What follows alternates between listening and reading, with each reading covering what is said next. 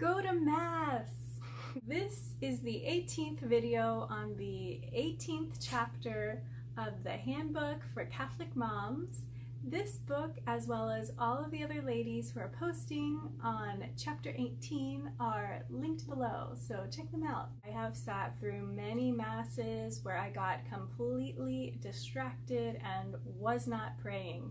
I was distracted by poor homilies, radical priests saying radical things, poor music, other people. I would just get distracted by other people in Mass. The author reminds us that the Eucharist is the source and summit of our faith. So we need to stay focused on that fact, and in Mass, just remember how blessed we are to receive Christ in the Eucharist. It really is amazing, and it took time for me to develop that gratitude for God coming to us in the form of bread and wine. So we need to listen attentively to every prayer and every reading in Mass. And after we receive the Eucharist, we need to remember that He is within us, and we need to experience His love and peace. I just want to touch on the Eucharist.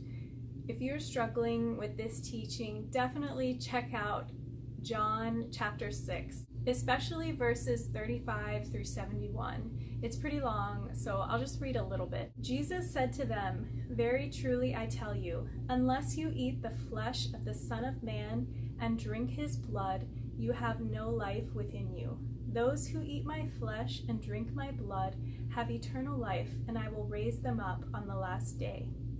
For my flesh is true food, and my blood is true drink."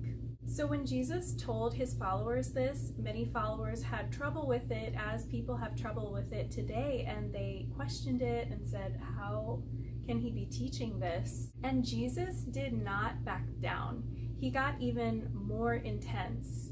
What gets lost in translation is the Greek word for eat. When Jesus' followers were having trouble with this teaching, Jesus used the Greek word phagein. Sorry for incorrect pronunciation, but the Greek word phagein was used for human eating. And then He further intensified His teaching with the word choice of the Greek word trogein. And trogein, again, sorry for the pronunciation, but the Greek word trogein was used for animal eating, and it can be translated to gnawing in the English language. So Jesus could have backed off on this teaching, or He could have chased after the followers who left, but He did not. He intensified His teaching with those word choices, and He did not chase after the followers who left Him.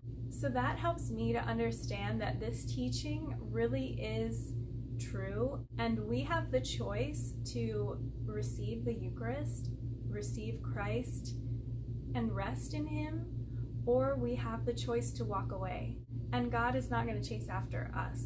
That really inspires me to choose Christ, to go to Mass, to receive Him. But it also helps me to realize, in order to be Christ-like, I can't chase after people who don't accept His teachings.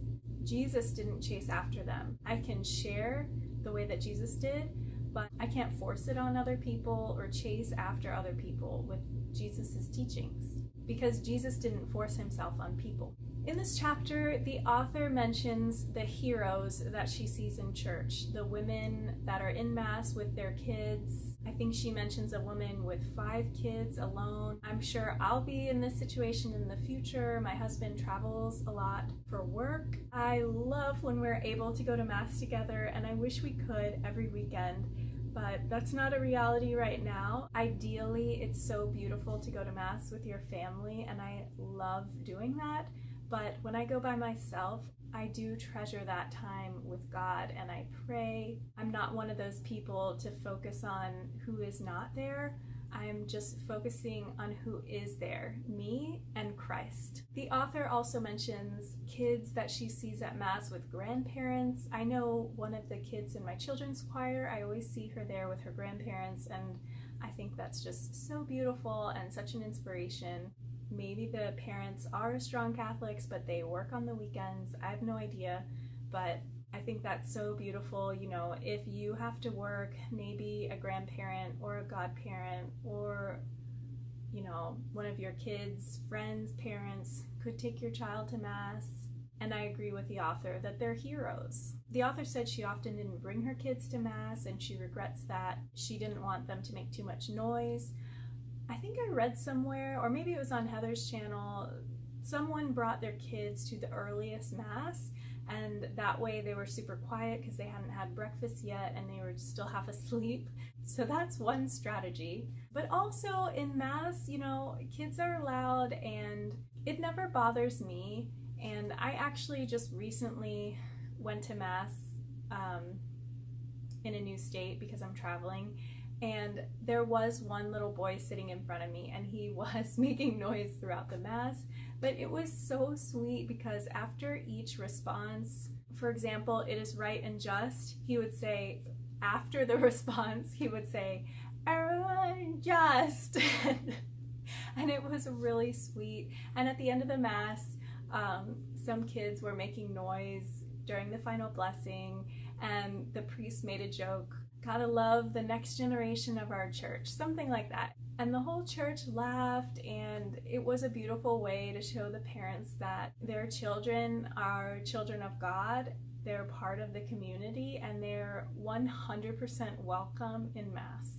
I think I mentioned this in another video, but reading the readings before Mass, it's free on the USCCB website. It definitely helps me. Sometimes I'll get distracted during the readings, especially if I'm directing the children's choir. So it's so beautiful that the Catholic Church follows a cycle and you can read the readings before Mass. So I highly recommend going through the readings before Mass. It's such a gift that we can receive Christ in Mass.